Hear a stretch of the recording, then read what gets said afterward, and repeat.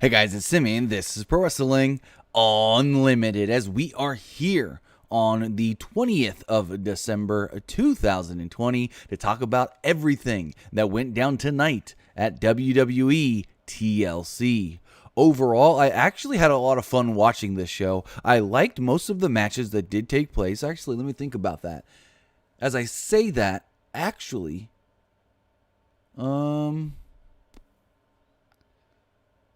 yeah. Let me see. Yeah, I did like most of the matches that did take place tonight. I thought basically every match was pretty good. And I'll get more in depth on that as we talk about it. But I do want to say thank you guys for joining me here. Twitch.tv/PW Unlimited or YouTube.com/Pro Wrestling Unlimited. If you guys want to be part of the show tonight, you can do so by texting or calling in to 510-906-1341. Again, that number is in the live chat, and it is 510-906-1341. And yes, you heard me right. I said call-ins because after we review the show, I'm going to take some of your calls to let you guys give me, I guess you could say, your thoughts on the show as well. Again, also, you can call in and let me know what you think of the show. So, let's jump right into it. As first off, I do want to thank everybody that has donated, as we are raising funds for families that have been displaced by the Creek Fire. We are going on Tuesday to get everything that we need from all the donations. I think we are up to $725 total. And so we will go, and mainly we're going to be getting toys for kids that may not be getting on Christmas, and then some other supplies for the parents and things that they would need. But again, I want to thank everybody that has helped us out with this charitable event that we are putting together. Well, not charitable event, but this charitable cause, I guess you could say, of helping families in need as we get close to Christmas and families that have been displaced by the Creek Fire here in Central California. But let's get into it and start talking about old WWE TLC that took place today and was actually a pretty good show. As I am scrolling through my notes here, kickoff show had a 8-man tag team match. It was Big E, Chad Gable, Otis, and Daniel Bryan taking on the team of the Intercontinental Champion Sami Zayn, Cesaro, Shinsuke Nakamura, and King Corbin. I'm not going to lie, I didn't see this match other than I know who won, and that was Big E pinning Sami Zayn. Fast forward to right before the main event, they actually let us know that because Big E pinned Sami Zayn tonight in that 8-man tag, now, this coming Friday on Smackdown, Big E will be getting himself a title shot against Sami Zayn with the Intercontinental title on the line on Christmas. Heads up, that Christmas edition of SmackDown will be taped on Tuesday, and WWE will be letting fans join in virtually through the Thunderdome website. So spoilers will be out there. We'll have the spoilers and everything. So I just wanted to let you guys know that we'll have the spoilers. Spoilers will be all over Twitter, Reddit, Facebook. So just be warned that the Christmas edition of SmackDown will have spoilers out sometime Tuesday. And I want to say they're telling fans to get in on the Thunderdome website by, let me check the email again. I want to say it's Thunderdome,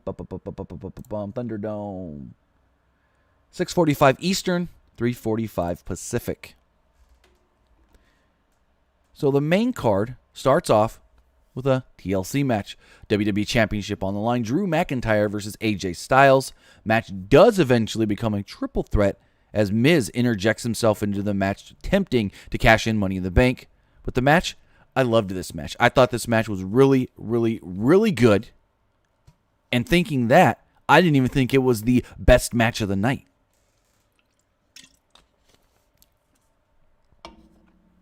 So during AJ Styles' entrance, Tom Phillips pointed out that Styles has been in this type of match before. McIntyre has not. Styles went straight after McIntyre's knee at the beginning of the match. You know, well, if he can't walk, he can't climb. Styles had the early advantage and continued to attack the leg. McIntyre fired back and slammed down Styles with a suplex. Styles tried to fight back, but McIntyre caught Styles with the high back body drop. McIntyre rocked Styles with a hard chop and knocked him off the turnbuckle to the floor. He slammed Styles head first onto the announce table. McIntyre attempted a suplex, and Styles let me read this again. He attempted to suplex Styles through the announce table, but Styles escaped the hold. McIntyre and Omos had a brief stare down, but nothing happened. He dropped Styles on the barricade, and then there was a bunch of chairs set up on a table, and McIntyre just grabs AJ by the top of the head and just throws him, slides him. AJ basically slides across this table, tumbles through all these chairs. Owie bowie. So Styles wedged a table in the corner. Styles then tried to send McIntyre into a chair, but he blocked it. McIntyre gave Styles a slingshot into a ladder, but Styles landed on the ladder and climbed up. McIntyre cut him off and gave him a slingshot into a chair, though. McIntyre then attempted to climb up, but Styles attacked the leg. Styles then dropped a ladder on McIntyre. He tried to set up for a Styles clash, but McIntyre reversed it into a Future Shock DDT. McIntyre lifted the ladder and dropped it on Styles. Styles, though, recovered and went back to working over the knee of Drew McIntyre. Styles used a ladder and applied a calf crusher. This was a great little maneuver here. Styles then attacked McIntyre's leg with a chair. He then reapplied the calf crusher, but this time with a chair. McIntyre fought back and dropped Styles on a ladder to break the hold. Styles then took back over and slammed McIntyre's leg against the post. They fought around ringside for a little while, and Styles rocked McIntyre with a ladder shot to the face.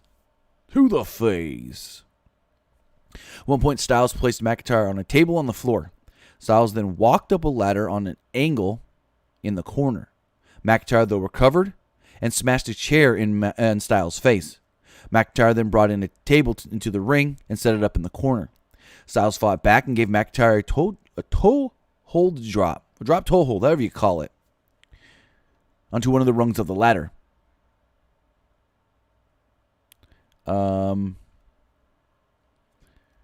McIntyre would then throw Styles from inside the ring to the outside of the ring, and Styles was to crash through a table, and he kind of does, but for the most part, he missed the table and just crashed and burned. At this point, McIntyre thinks he has the match won because, well, AJ's dead on the outside. McIntyre starts to climb and outruns The Miz and Morrison. Miz states that he is cashing in his money in the bank after he pulls McIntyre off the ladder and puts him through a table. They then announce that this match is now a triple threat match with the WWE Championship still on the line. So as Miz is trying to climb up, he hesitates. He then goes to grab the title, but Omos grabs the Miz. Omos then has the Miz like this, carrying him like a baby, just cradling him, and just goes over, reaches over the top rope to the outside, and just doom, Miz just poof, slams right through a table. McIntyre slowly gets to his feet, slowly starts to climb up. AJ jumps in. Actually, I skipped a spot. So Omos is standing there after dropping the Miz out of the ring, and Morrison has a steel chair in hand. Morrison cracks the steel chair over the back of Omos. The steel chair basically breaks into 4 pieces, and Omos no-sells it. Morrison then just runs off and says, screw this. Screw this. So, like I stated, McIntyre starts to climb up. Omos is gone. He chased Morrison out of here. So it's just the 3 men in the match. And McIntyre slowly gets to his feet, and Styles gets back into the ring. They both climb up the ladder. They fought on top for a little while, and Miz sets up another ladder. McIntyre then knocks Styles and Miz both off. Styles recovers and does a springboard off of the ropes onto the ladder and knocks down McIntyre. Miz and Styles then fight on top of the ladder. McIntyre recovers and pushes over a ladder into the ladder that they're on. They take nasty bumps to the floor. Looks like somebody was bleeding here. I think it may have been AJ. Not quite sure. That's who the camera was closest to. Miz lands on the rope again. AJ lands on the outside. McIntyre then hits the Miz with a Claymore as Miz bounces off the ropes, turns around, stands up, boom, Claymore. McIntyre then climbs to the top, grabs the championship. Bada bing, bada boom. McIntyre retains the title. So overall, I loved this match. I thought this match was super fun. And even adding Miz into it didn't hurt the match because Miz wasn't just a joke being added in. They didn't just use Miz to take a bunch of bumps. Miz got in there and was actually dishing out some pain, dishing out some punches. Like they were all three on top of the ladder and Miz was fighting back. It's not like Miz was in there just to feed. Miz wasn't just in there to be the one to get bumped off the ladder. No. Miz was holding his own. Really, really, really good there. So McIntyre retains. And now we see what's next. I have no clue what is next for McIntyre, as we still have 6 weeks now till we go to the Royal Rumble pay-per-view on January 31st, which that date was officially announced tonight. So in the back, Caleb Braxton interviewed Paul Heyman. He gave a spoiler that Owens is going to get hurt tonight. He promised that Roman Reigns is going to hold on to the title. Next up, we move on to the SmackDown Women's Championship match. Give me 1 second, guys. We may have a little bit of some news coming out of the pay-per-view. Let me see if that's what this message is. I messaged somebody right before we went live, and I'm trying to get some clarification back on something I heard, trying to get it confirmed. That wasn't it. Our Twitch poll has subsided, though. 80% of you said that you liked the pay-per-view tonight. 13% said it was all right, and 7% didn't like it, which, again, to each their own. Again, you like it, you don't like it. Okay, that's fine. Not everybody has to like it. Also, remember, guys, if you want to be part of tonight's show, you can do so by texting in to 510. Excuse me, I had a burp there in the middle. 510-906-1341. Again, that number is in the live chat. It's 510-906-1341. We will also be taking your calls if anybody would like to call in with their thoughts after we do review the pay-per-view. And we're on match number 2 so far. So it was a SmackDown Women's title match. Sasha Banks versus Carmella. Carmella had her Sonvier, or whatever she calls him, at ringside. I think his name's Reginald. Carmella started the match at ringside, but Banks dragged her into the ring. Carmella fought back and gained control of the match. Banks knocked Carmella off the apron, but Reginald caught her. Banks then knocked him out with the Meteora, but Carmella then hit Banks with a super kick as she got to her feet. Carmella slowed down the pace, but Sasha fought back. Banks hit running knees in the corner and followed this up with 3 amigos. Banks followed that up with a frog splash for a close near fall. Banks attempted the Meteora, but Carmella avoided it. Banks went for a tilt-a-whirl head scissor, but Carmella dropped her on the top of her head. Carmella then nailed Banks with a super kick as she hung over the apron. Carmella attempted a Hurricane Rana off the top, but Banks rolled through for a near fall. They went back and forth here for a little while, trading pin attempts and whatnot. Carmella rolled through with a code of silence at one point, but Banks countered into the Banks statement.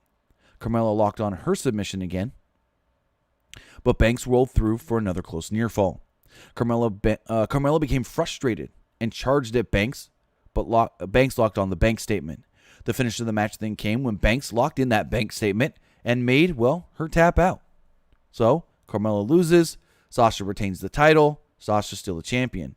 Again, another champ where I don't know where she can go next. I don't know who on SmackDown is really built up enough to challenge for the title. So in the back, Billie Kay, she approached Asuka, asking Asuka if she still needed a partner. She said, "I've got my headshot on the back resume." She said, "I'm a former tag team champion. I know how to get that kind of stuff done." And Asuka just turned her down and told her she's not ready for Asuka. Next up, the Raw Tag Team titles were on the line as the New Day defended against the Hurt Business. And my kids sometimes watch, sometimes don't watch, and when I have it on, they sometimes pay attention, sometimes do pay attention. Well, this was the first time that they've seen the New Day since they split them from Big E. And my daughter goes, "Something's wrong." And I go, "What?" "There's only 2 of them." I said, "What do you mean?" She goes, "Where's the other one with the New Day? The E." And I was like, "Oh, they're on different shows than him now. And she's just like, oh, just two. Okay. Like, nonchalantly just, all right, it's just the two of them. Okay, whatever. So I thought that's pretty funny. She was just like, where's the other guy? The E guy. That was funny. But this was a really, really fun, high-paced, high-energy tag team match that I really got into. Charlie Caruso interviewed the New Day before the match. Xavier noted that they fought the Hurt Business before, and nothing's going to change. This match going to end the same way. So early on, Kingston rocked Alexander with a super kick to start the match. The New Day was firmly in control, and they isolated Cedric on their side of the ring. Shelton slammed Woods down with a spinebuster at one point to gain control. MVP gave Alexander a bottle of water at ringside. Kind of rehydrate him, I guess you could say. Kingston hit a double stomp on Benjamin for a near fall. Kingston hit a dive onto Alexander at ringside. Woods hit a tornado DDT on Benjamin for a close near fall. Benjamin would then rock Woods with a knee and sent him into the bottom turnbuckle. Alexander kicked Woods in the back for a near fall. Cedric would then slow down the pace here. The heels isolated Woods on their side of the ring and worked him over for a while. Woods would finally fight back and tag in Kofi, who hit a really good what's it called? Why am I blanking on this? Hot tag, comeback, whatever you want to call it. In a cool spot, Kofi attempted the boom drop, but Benjamin picked him up and powerbombed him. Nice little, reversal. Counter. So the Hurt Business attempted the Doomsday Device at one point, but Kofi rolled through. Kingston hit the SOS and got a near fall off of it. Cedric then hit the Brain Buster for a very close near fall. Benjamin and Kingston fought on the top rope. Benjamin ran up the top and hit a suplex. Benjamin seemingly had the match won when Cedric tagged himself in. Cedric would hit that lumbar check and pick up the victory. Benjamin was a little kind of shocked at what had just happened, but in the end, celebrated with the rest of the Hurt Business because, well, they're tag team champions. New tag team champions crowned tonight. After this match, they recapped the Sammy Awards and the quote-unquote leaked audio of him yelling at a crew member over Big E's involvement. In the back, Zayn approached Kayla Braxton to find out who gave her the audio. She said, I can't say that. My journalistic integrity would not allow me to do so. We can't divulge my sources. He's like, I know it was Big E. She's like, I can't say. And Sammy was furious as she walked away. So next up, we had the women's tag team titles on the line. Nia Jax and Shayna Baszler defending against Asuka and the returning Charlotte Flair. So if you guys don't know why, Charlotte Flair had been gone for, 6 months? I think her last show was June 22nd, so almost 6 months. Or I guess you could say 6 months. But Charlotte Flair was out because she actually had her breast implants. I don't know if they were fully removed, but I know she had them reduced. So that was one of the reasons she had to be out of action, because she was having complications with her breast implants. She had had issues twice while in the ring because of them, and just said, screw it. I'm just going to get them removed. So that's why Charlotte had been gone for roughly 6 months. So Tom Phillips gave an injury update on Lana. He noted that she has an injured elbow and knee. Well, according to her husband, Miro,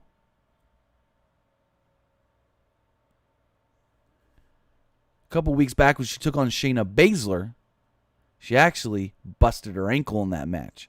Came home and her ankle was just all swollen, black and blue, and she couldn't even barely walk on it. And the interesting thing is when they say she had an injured elbow and knee, well, they didn't even work over her elbow and knee when they injured her. It was all her ankle. So, I don't know. So, this match was all right. It was probably, in my opinion, the weakest match of the night. No knock on any of the women in the match. It was just one match had to be the weakest, and it was one of the women's matches because I felt like those were the lesser matches. And I did personally, and you guys could disagree with me here, like Sasha and Carmella just a little bit more than this match. So Baszler and Asuka traded hard kicks early off to start the match. Baszler attempted a stomp on Asuka's arm, but she escaped. Flair got in and demanded that Nia Jax get in because if you remember, when they wrote Charlotte off of TV, it was Nia who injured her to write her off. So that is kind of why it makes sense Charlotte being in this match. The faces were briefly in control here until Jax sent Asuka into the ring post. The heels isolated Asuka on their side of the ring. Baszler stomped on Asuka's elbow and worked over her arm. Asuka fought back and attempted to make the tag, but Baszler pulled Flair off the apron. Flair knocked Baszler down with a right hand. Flair got the hot tag and ran wild on the heels. They also even showed Ric Flair watching in gorilla position on the TV. Flair attacked the leg of Jax and sent her to the floor. Asuka rocked Baszler with a sliding knee onto the apron. Flair then hit a moonsault onto the floor, taking out both heels. Asuka made a blind tag as Jax hit the Samoan drop on Charlotte. Baszler attempted the Karafuda clutch, but Flair tagged into the match. The finish of the match came when then Asuka took out Jax with a hip attack. Baszler locked on the Karafuda clutch on Flair, but she rolled it through. Flair hit the natural selection and picked up the victory to become tag team champions for the first time. So this is the first time that Charlotte Flair has won tag team championships in WWE. Second time Asuka has won it, and Asuka's a champ, double champ. Asuka is now the current Raw Women's Champion and the current tag team champion. Give me 1 second.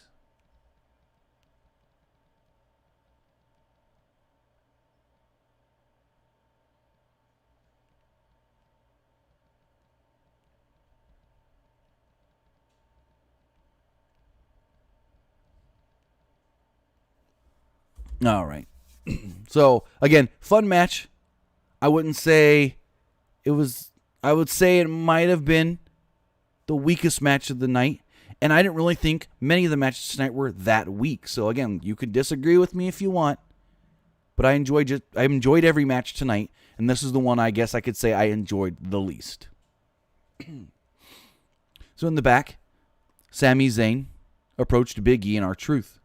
He accused Big E of leaking the audio that Kayla Braxton posted. Zayn then made the mistake of getting in Big E's face. He also called Truth irrelevant. And then Big E just basically said, I'm coming. I'm coming soon. I'm coming for you. And like I stated earlier, as they announced later in the night, Big E will get a title shot for the Intercontinental Championship this coming Friday on SmackDown. Thank you, Jack Dawson on Twitch for the bit donation. Really do appreciate that.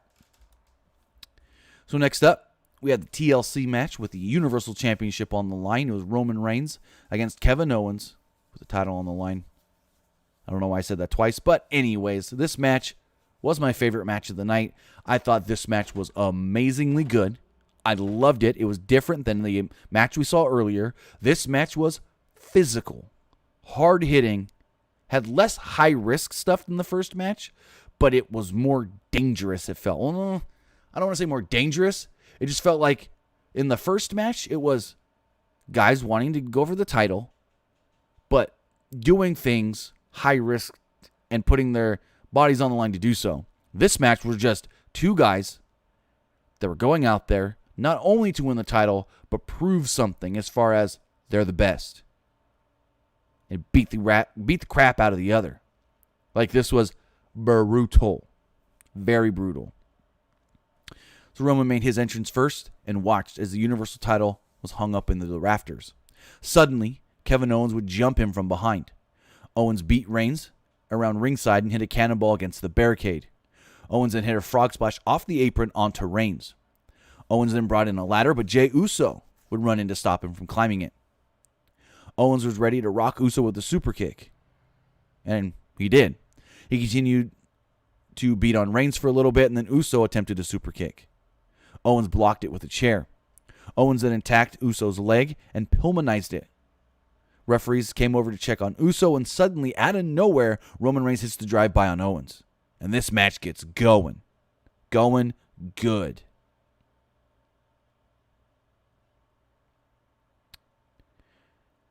So Reigns picks up the steel steps and hits Owens several times.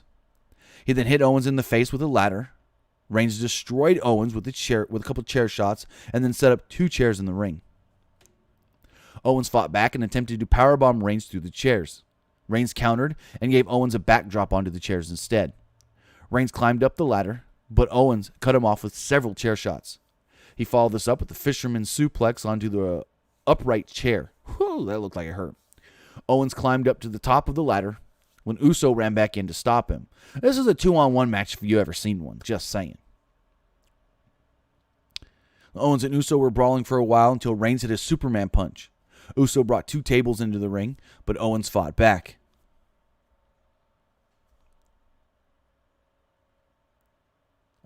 Sorry, I got a message. Not the message I've been waiting for, though. Where was I? Sorry about that, guys.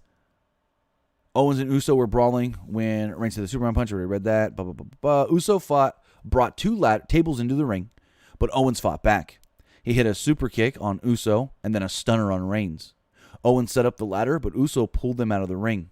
They fought around ringside until Owens gave Uso a pop-up powerbomb through the announce table.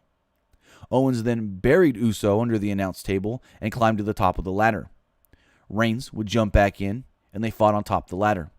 Reigns pulled Owens down and countered a super kick into a powerbomb on the ladder. He then gave Owens a back suplex on a ladder that was sitting on its side. Another spot that looked like it hurt. Reigns then dragged Owens to the floor and chokeslammed him through a table, basically. He then gave Owens a Samoan drop through another table. Reigns got back into the ring and climbed up the ladder, but Owens dragged his dead carcass up into that ring and grabbed the leg of Roman Reigns. Roman got pissed and climbed down and started to mock Kevin Owens. Owens would slap Roman Reigns right in the face, and Reigns completely, capital S, snapped. And the just utter power in the spear that he gave to Kevin Owens through that table in the corner, when that table just burst, I was like, oh, fuck me. And so Kevin falls to the floor. Roman slowly climbs back up the ladder.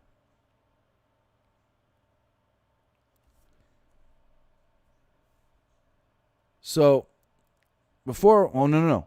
Roman doesn't climb up the ladder. Roman climbs out of the ring. Owens is up against the barricade in front of the timekeeper's area. Roman goes for a spear. Kevin moves. Reigns goes through the barricade. And through the barricade hard. It looked like he hit head first.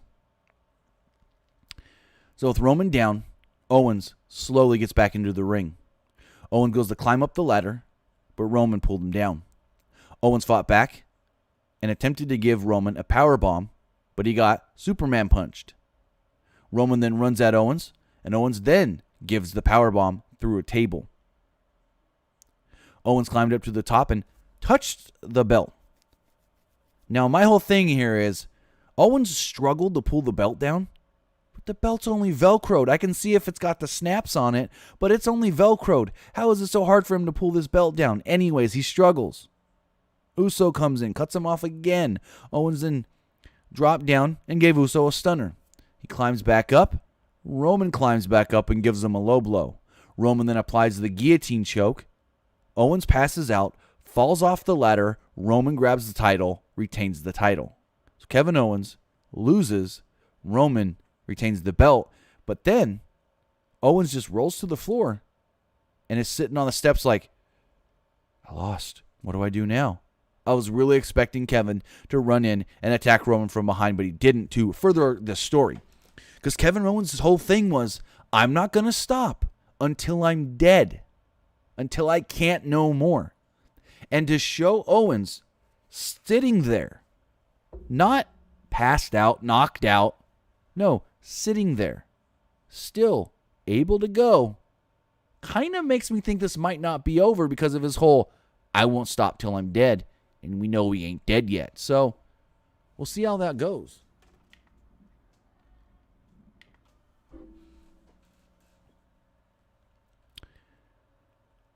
So with that, this is when they gave the announcement of Royal Rumble, January 31st, and Sammy versus Big E on Smackdown. So then we get the Firefly Inferno match. And I'm not going to say I hated this match. Going into it, I was like, it's going to be all right. I had some fun with this match. I thought this match was pretty dang fun. So this is your basic brawl with special effects. but I liked it. And I can honestly say I was never bored during this match, as, again, I thought I would be. So it's an Inferno match. No pinfall, no submission, no countouts, no disqualification. Only way to win is to light one part of your opponent's body on fire. And so we go for like 4 or 5 minutes and there's no fire anywhere. Previous Inferno matches, we've seen these deals around the ring that are like little fire pits, and we don't see those. And they're shooting this match perfectly to where we actually don't see the ones that are there, because they're there, just not where we can see them at first. So these two are fighting. Orton comes out not wearing his regular gear, not just in his trunks. He's got pants and a black hoodie on. Fiend kept his jacket on the whole time, and, well, we know why. Also, this match was not done live. This match was filmed earlier in the day before anything else. So, the match goes, like I said, 4 or 5 minutes, and these two are beating the crap out of each other. They're fighting. They're having this whatever brawl, and then there's a part where the Fiend's in control. Orton's down. He's in the ring, and all of a sudden he like woof, screams and does his little arm raise thing, and fire just engulfs the building. Basically, there are these like, I guess you could say, wire pole deals that have fire going up them, and the little planter boxes that we've seen previously with the fire. And from that point on, it's an Inferno match. It's a freaking Inferno match. And instead of the fire being surrounding the ring, it was surrounding the ringside area, which I actually liked more than previous Inferno matches. Yes, previous Inferno matches were supposed to be keep the guys in the ring. They can't leave the ring because they're going to get caught on fire, even though Undertaker jumped over that top rope. Kane got out of it. Anyways, I liked that the fire was around the barricade so they can fight all around the ring and stuff. I liked that aspect. So at one point, Orton and the Fiend had a brief stare down. Orton tried attacking the Fiend, but it had no effect on him. The Fiend took over and rocked Orton with a cross body block. The Fiend attempted a Sister Abigail, but Orton countered with the backbreaker, but then the Fiend just jumped right to his feet and no-sold it. He then hit the Sister Abigail. The Fiend lifted his arms up, like I stated, and the fire appeared. They fought around ringside, teasing that Orton would get set on fire multiple times. The Fiend attempted to hit Orton with an axe at one point, and Orton avoided it. The Fiend then set up a rocking chair, they said Bray Wyatt's rocking chair, and doused it with gasoline. He would then make a trail of gasoline from the chair all the way down across the ring, or ringside area.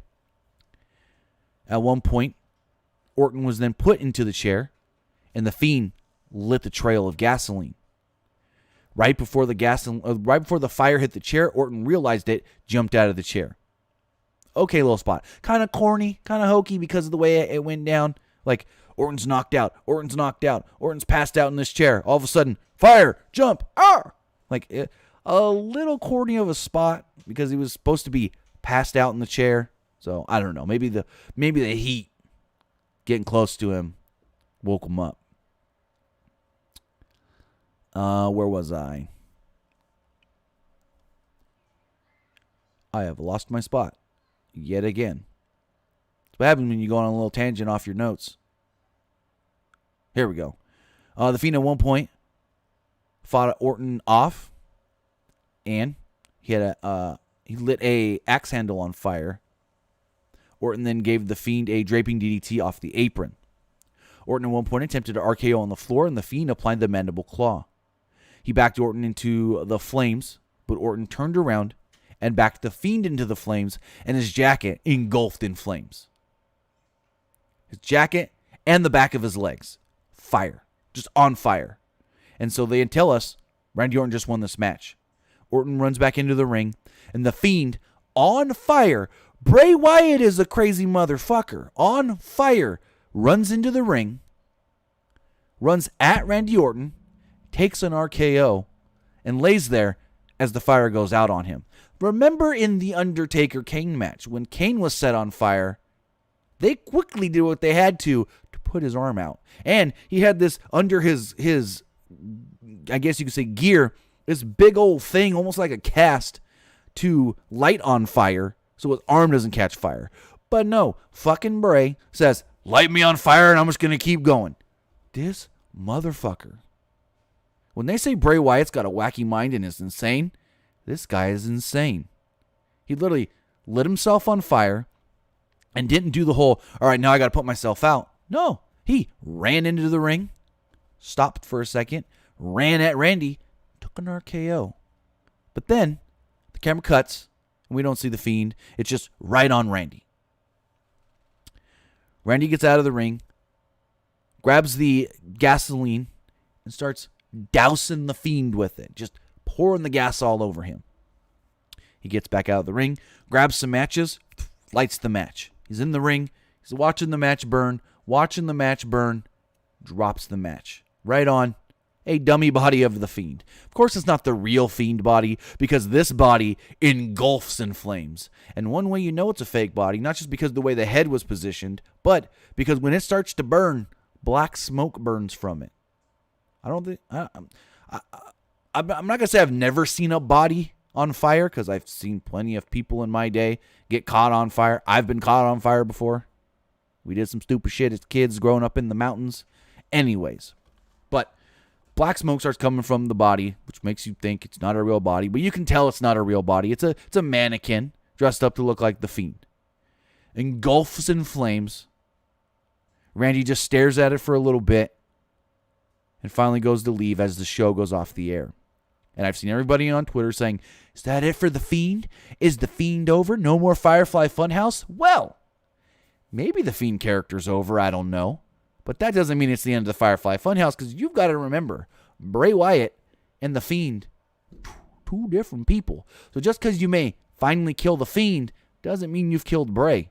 Bray can still show up tomorrow on Raw and go, hey, everybody, did you see what happened to the Fiend? He got lit on fire. I don't know if he's ever going to come back, but I'm still here as your friend. So we'll see how that all goes. But that's how the show went off the air. I enjoyed it. I really liked TLC tonight.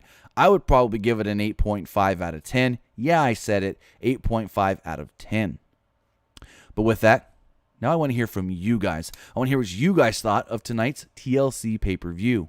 You guys can text in at 510-906-1341, and you can call in that number as well and give me your thoughts, 510-906-1341. Let me make sure that's all turned on properly. Bum, bum, bum, bum, bum. Let me see. Yeah, you guys can call in and let me know what you thought of tonight's show. So with that, we do have a couple of text messages I can read. Don't know if we'll get any calls, but hey, read these text messages. Load them up. Also, I do want to thank everybody in the chat that has asked about my family. We're doing better. Had a couple, all I'm going to say is, bad days, but everything's looking better now as we get closer to Christmas. So thank everybody in the chat. I saw a number of people in the chat ask, hey, is your family doing better? How are you guys doing? And I do want to acknowledge that and say thank you to everybody who did ask tonight in the chat. This person here states, with KO losing tonight, what do you see him doing next? I personally want to see him kind of babyface championship. I kind of wanted to see him with the babyface championship run for him, whether Big E loses and challenges Sammy after somehow tag team title. Okay. So as I stated, I think maybe he still goes after Roman because he said, I'm not going to stop till I'm dead. And we saw after the match, he was awake, alert, and sitting there, raring to go. Person says, do you think the rivalry between Kevin Owens and Roman Reigns will continue? Will they clash over the Universal title until Royal Rumble? Or will there be someone else? Again, I don't know. I gave my prediction on that. Also, this person says, as much as I love the Street Profits reign as tag team champions, who do you think should defeat them for the titles next? That's a really damn good question.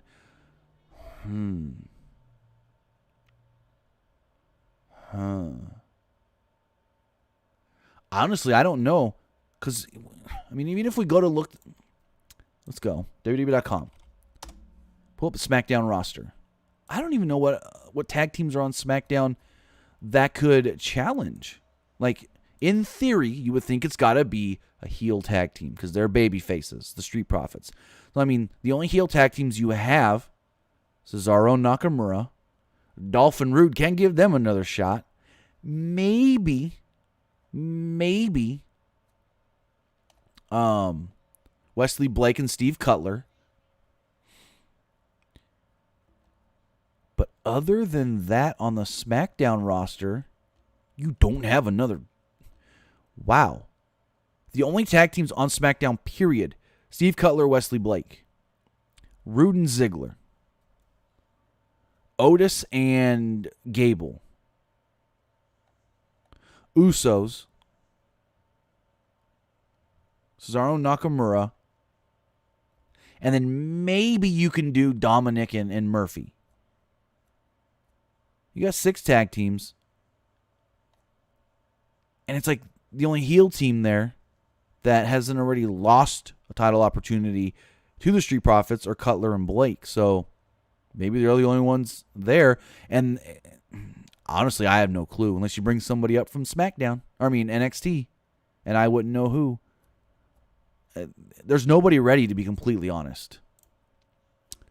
The person says, do you see KO wins the Rumble and challenges Reigns at Mania? Just a thought. I mean, it's doable. It's very doable. But I still think that Sheamus should win the Royal Rumble and do a slow build to him eventually turning on Drew before Mania and really making it more about, hey, this is how Sheamus got the title shot. But in theory, Sheamus has always kind of been, I guess you could say, noodling with the idea of going after Drew in the title and only pretending to still be his friend. That's what I still think. I still think that Sheamus should win the title to build up Drew versus Sheamus at Mania, because that match could be freaking amazing. And this last text message here to state, what are your thoughts on babyface KO? I feel like he's not reaching his full potential as a face because he's losing his big matches. Oh, no. WWE has done the best job possible with keeping Kevin Owens a top babyface, even though beating his ass every single week. That is one thing WWE has done right. Yes, Kevin Owens gets his ass beat every week and couldn't defeat Roman with a title on the line, but in doing so, they've still kind of kept him strong, because the whole thing of, you may beat me, but you can't keep me down. It's like the Stone Cold's thing. It's like Stone Cold Steve Austin. I may get my ass beat, but I'm going to pop right back up and try to whip your ass again. So, we'll see where it all leads to. There's a lot of questions going into 2021 in Royal Rumble, and I honestly don't know where most of these title pictures go. But with that, guys, I do want to thank all of you here watching us on Twitch, twitch.tv/PW Unlimited. And watching on YouTube, youtube.com/Pro Wrestling Unlimited. We'll be live again tomorrow night to talk about Monday Night Raw. Also want to thank Broken King Slender for the bit donation. Really do appreciate that as well. So with that, guys, have a great night. Remember to follow us on social media, facebook.com/Pro Wrestling ULTD. Follow us on Instagram by searching for Pro Wrestling Unlimited. And follow us on Twitter at PW Unlimited. So with that, guys, have a great night. And we'll see you back here live tomorrow for Monday Night Raw.